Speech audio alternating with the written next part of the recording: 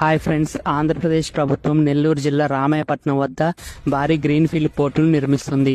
ఆంధ్రప్రదేశ్ అభివృద్ధికి, అలాగే నెల్లూరు, ప్రకాశం జిల్లాల్లోని వెనుకబడిన ప్రాంతాల అభివృద్ధికి అత్యంత ముఖ్యమైన రామాయపట్నం పోర్ట్ ని ఆంధ్రప్రదేశ్ ప్రభుత్వం 10,640 కోట్లతో 164 million tons annual cargo handling సామర్థ్యంతో 19 బెర్తులతో సొంతంగా నిర్మిస్తుంది. తొలి దశలో 4,902 కోట్లతో 34 million tons annual cargo handling సామర్థ్యంతో 4 బెర్తులు నిర్మిస్తున్నారు. ఇందులో 2 జనరల్, 1 కోల్, మరొకటి మల్టీపర్పస్ బెర్తు.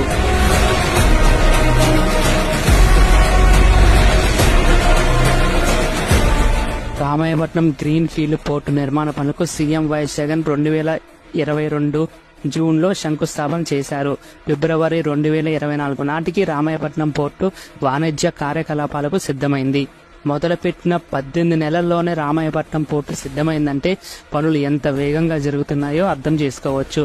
రామాయపట్నం పోర్టు నిర్మాణంతో అతి త్వరలో నెల్లూరు, ప్రకాశం జిల్లాల్లోని వెనుకబడిన ప్రాంతాలు భారీ పరిశ్రమలతో కలకలలాడనున్నాయి.